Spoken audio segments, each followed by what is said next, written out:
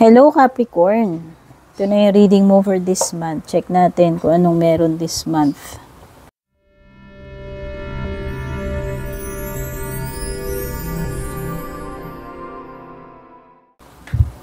Maraming salamat Capricorn for dropping by para manood ng reading ko. Matagal ka man na dito or bago. Don't forget to subscribe, like, or follow. Patap na rin po yung bell icon. Don't forget to share na rin po itong reading. Malaking tulong po yan. Para po sa mga gustong mag-donate, mag-gift, or sumuporta, pwede po kayong magpadala ng stars or super thanks. Pwede rin po kayong mag-join ng membership or subscription. Okay, yung mga interesado sa private reading ko, palagi naman nandyan po sa description yung link papunta sa official page ko. May blue check po yung purple tint, tas may blue check. Nag-iisa lamang po yung official page ko. Doon po kayo magbensahe. Kayo po yung mag-reach out sa akin. Yung mga fake na nagpapanggap na ako or page ko, ang gagawin nila, i-add friend po kayo, i-message nila kayo. Hindi po ako yun, ha? Maliwanag po ba? Pag wala pong blue check sa kanan, yung purple tint page, hindi po ako yun.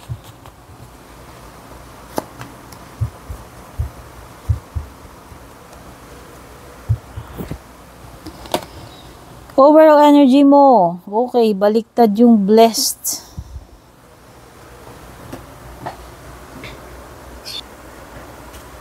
Okay, since baliktad yung blessed card mo, this is a card ng pwedeng may mga challenges or feeling mo hindi umaayon sa yung mga bagay-bagay sa ngayon, itong month na to. Itong card na to is reminding you of humility. Okay. Kasi may mga, I don't know, pwedeng may mga failures kang mararanasan or feeling mo hindi ka ganun siguro ka-blessed. Kasi minsan yung mga tao nakakaisip sila, nakakaramdam sila ng ganun. Pero actually hindi totoo yun, lahat tayo blessed. Pero may mga tao na minsan ganun yung pakiramdam nila. Kasi nga, binabase nila sa mga circumstances na pinagdadaanan nila. Okay?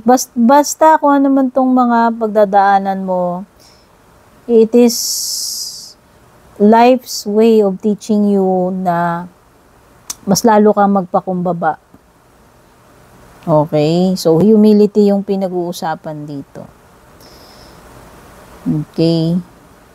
Merong mga humbling na pangyayari siguro. Siguro yun, matututo ka ng humility this month. Kung ano man yung pagsubok na yan o mararanasan mo na yan na mas lalo kang marirealize mo na dapat kang mas lalong maging mapagpakumbaba. To accept na hindi lahat ay magiging easy for you. Hindi lahat ng gusto mo, naisin mo, makukuha mo. Hindi palagi kang successful. Yan yun eh. Basta ito yung mga humbling moments, experiences na magtuturo sa'yo na maging humble ka. Kung ano man yung mga yan na pagsubok na yan or mararanasan mo this month.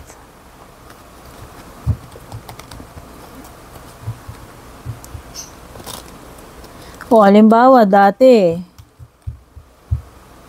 big time ka, tas nakaranas ka na nawala lahat sa'yo. Kasi minsan ganun eh, pwedeng bawiin sa'yo yan eh, sa isang, at the blink of an eye.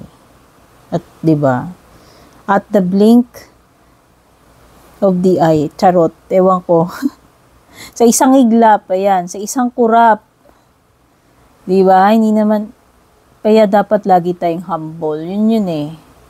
Pwedeng ganun. Siguro nung una, hindi mo na-appreciate yan, nandyan lang yan, tao man yan, bagay or situation, tapos masyado kang proud, tapos lumaki yung ego mo, lumaki yung ulo mo, tapos one day, nagulat ka, binawi na lang sa'yo lahat, bumaliktad yung mundo, yung parang ganun yung dating nito. So parang, sabi ko nga eh, parang it's something na makakapagpamulat ng mata mo na matuturuan ka na maging humble. Yan.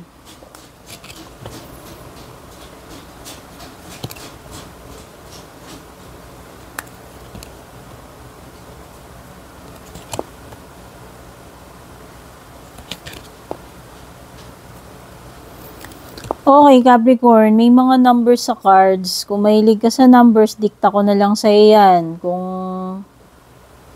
pwede mo na mai-pause or i-rewind kung nalagpasan. Excuse me, nadigay ako. May number 22, 51, 84, 36, 73, 35, tsaka 52.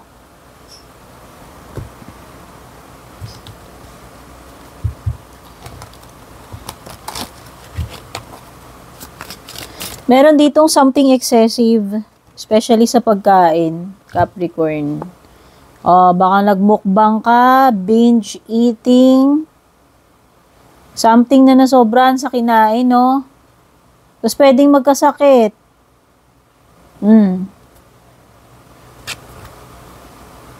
Baka yung iba sa inyo, mapapa-overeat kayo this month. Or pwedeng nagkaroon kayo ng eating disorder, ewan ko. Iba kasi ganun pag na-stress sila, iba, parang binabawi nila sa kain. Basta meron ditong something excessive. Kung hindi man ito talaga literal na gluttony, katakawan, pwedeng, it could be anything na excessive. Sobra-sobra. Sobra-sobra. Siyempre, di ba lahat naman ng bagay na sobra masama? Sobrang inom, kain, sobrang katamaran, sobrang tulog, or kung ano man yung sobra na yan, sobrang pagmamahal, di ba? Or sobrang, ano yun? Sobrang proud, sobrang pride. Meron ditong something na excessive. Yun yung pwedeng magdudulot sa iyo din ng health problem or pagkakasakit. Some of you parang medyo fragile kayo this month, especially sa health ninyo, sa pangangatawan. Merong weakness and fragility. Ibig sabihin, you are vulnerable. Madaling bumigay. Kung hindi man yan about health, ha? O marupok. Pagiging marupok, dear. Ang dami kasing stress. Yung iba sa inyo, yun yung nagkukos sa inyo para mag-overeat kayo or parang mag-stress eating. And eventually, ewan ko meron something dito na magdudulot sa iyo ng pagkakasakit dahil doon sa excessive na sinasabi ko rito. Okay? So, itong mga cards mo, nagwa-warn sa iyo na pwedeng bumigay. Lahat naman kasi, di ba, ng sinobrahan, ganun. Parang may marireceive ka dito, gift. Ayan, no? Panunuhol. Merong manunuhol sa iyo. Meron ding mga nakaka-stress dito. May pressure, may stress, kakulangan sa tulog. Ayun na nga. Sobrang puyat yung maaaring maging cause. Kasi di ba pag sobrang puyat, masama yun talaga nag-iiba yung metabolism natin, nag-iiba yung BP natin, nag-iiba yung body clock. Okay? Maaaring maka-apekto rin sa digestion mo yan. Kung na-empacho ka, sobrang kain, inom. Basta meron ditong something na nakaka-stress sa'yo, nakaka-pressure, tapos kulang ka sa tulog, halo-halo na, baka nga mauwi sa sakit yan kung hindi ma-manage yan. Aside dun sa excessive, merong sobra-sobra, tas meron ding parang kulang. Contrast yung rito merong mga sumusobra. So, wala sa balance, Capricorn. Merong sobra-sobra, tas merong kulang na kulang. Kailangan mo talaga mag-pay attention kung ano man itong dapat mong balansein dito. Kasi extreme na kulang, extreme na sobra. Kaya kakaroon tuloy ng mga complications na problema. Meron ditong person na hindi ma-meet yung expectations mo or hindi mo ma-meet yung expectations niya. Meron ka matatanggap for sure, material man yan o hindi. Ayan, no, magiging very happy ka. Yan sa marireceive mo. Pero yung iba dito pwedeng parang may lalapit sa inyo para suhulan kayo, pipilitin kayo about something o dadaanin sa lagay, regalo para lang gawin yung... Basta meron sigurong proposal or parang under the table na transaction dyan. Oh. May temptation eh. Pwede kang masilaw dun sa ino-offer niya pero yun ay suhol kapalit nung ewan ko, something na favor na hinihingi niya sa'yo or pinapagawa niya sa'yo or pinapatrabaho niya. Be-bribe ka niya eh, kung sino man yan. Hindi ko alam kung sa work yan o kung saan man. Okay, yung iba sa inyo dito, mag-ingat kayo. Kung may mga under the table na ganyan. Ayan, meron kang subject to promotion dito. O pwedeng yan yung isang ma-receive mo. Eh kaso nga, kung may mga ganyan, panira to eh. Lalo na kung gusto mong ma-promote, dapat malinis, no? So, yun lang. Nakikita ko pwedeng may opportunity na ma-promote. Meron din ditong person na magpapapansin. Ayan, hindi ko alam kung ikaw yan o meron ditong person na magpapapansin sa'yo. Meron ding person na nagde-demand ng equal na karapatan. May protest dito. Pwedeng, alam mo yun, naargabyado siya. Hindi ko alam kung saan yan. Sa workplace man yan or saan. Mayroong pag-aalsa pagpaprotesta. Okay? Parang dinidispute, ipinaglalaban yung kung ano man yung pinaglalaban dyan, ano? Parang hindi na ibibigay ng sapat o hindi na ibibigay yung, ano eh, yung dapat. Kaya sila nag-aalsa dyan, nagre-reklamo. Nagpo-protesta kung saan man yan.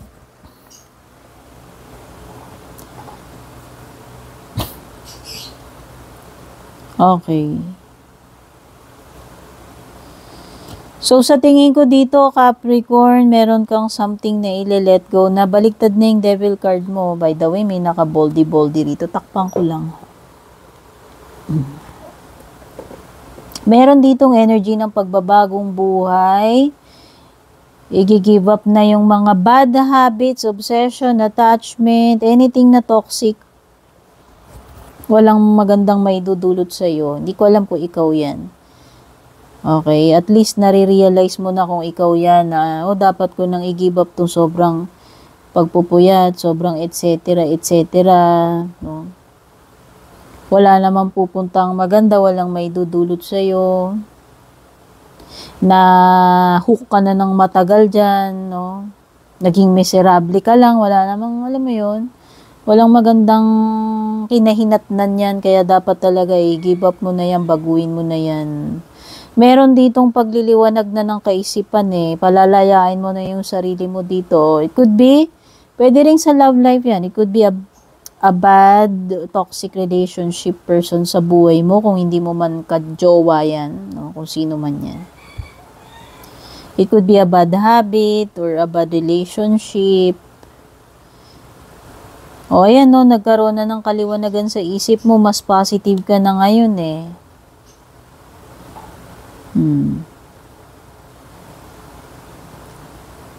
May earth sign, Taurus, Virgo, Capricorn or strong energy ni Capricorn. Meron din Pisces or air, Gemini, Libra, Aquarius dito.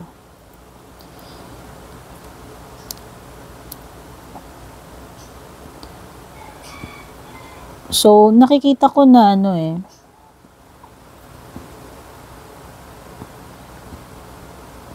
Overall, this month, mas better with the Sun card. Oo, magiging okay naman yung mga bagay-bagay overall with the Sun card. So, nakikita ko rin dito, pwedeng yung iba sa inyo, kung naghihintay kayo ng period ng recovery, ito na rin yun. Sa tingin ko, may magkakasakit dito, possible, pero babalik din sa dati eh. Kung meron mang mga naging kulang, sobra-sobra dyan yung mga nawalan ng balance, mako-correct na yan dito, devil reversed. Kasi nga, marirealize na yung dapat marirealize, aayusin na, babaguhin na yung dapat baguhin. So, eventually, magiging okay din ang lahat. No? I think magiging happy ending pa rin naman this month. Okay. Oh, there could be a hidden, ewan ko, something hidden with the moon card, no? So, pagdating sa health mo talaga, maging aware ka.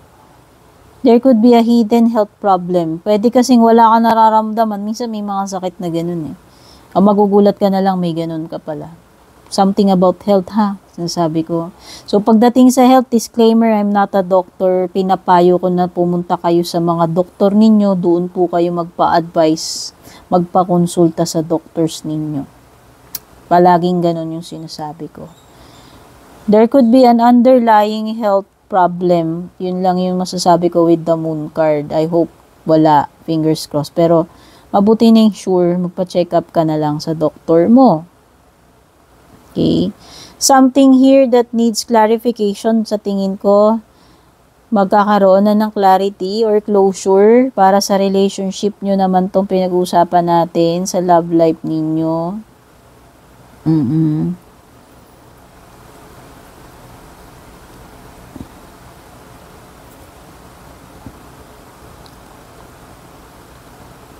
I think this person is reliable naman. Kung ako, siguro lang. I think magiging stable naman yung relationship so far, going steady. Oo.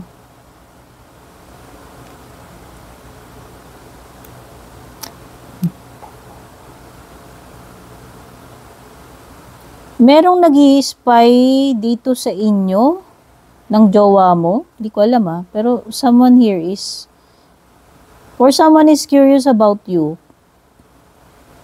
Kung wala ka mang karelasyon, or kung meron, hindi ko alam. Basta meron ditong nakikurious sa'yo eh. Inaalam-alam niya yung mga details about you, pinagre-research ka, pinagtatanong-tanong ka. Oh. It could be someone, it could be a secret admirer. Meron ditong something na tinatago niya yung feelings niya, hindi niya pinapahalata sa'yo. Pero pwedeng type ka niya, curious siya sa'yo, yan. Yun lang yung masasabi ko dito sa person na to. Sa tingin ko, this person, mabagal siyang dumiskarte, kumilos, siguro. Oo. Kasi pinag-aaralan ka pa niya nire-research ka pa niya, Capricorn. Ganon siya, pwedeng hindi siya nagmamadali, pero sa tingin ko, this person is, siya very persistent, dedicated siya. Oo. Bagal man siya, pero alam mo yun, parang reliable naman. Dependable, reliable naman siguro tong person na to. Oo, meron siyang pwedeng may mga sinisikreto tong person na to. Or secret na kanyang hinahangaan, nagugustuhan, secret na may nararamdaman sa'yo, hindi niya sinasabi. Tahimik lang siguro. May pagka-introvert siguro tong person na to. Okay, so check na natin yung pinaka-closing message for you.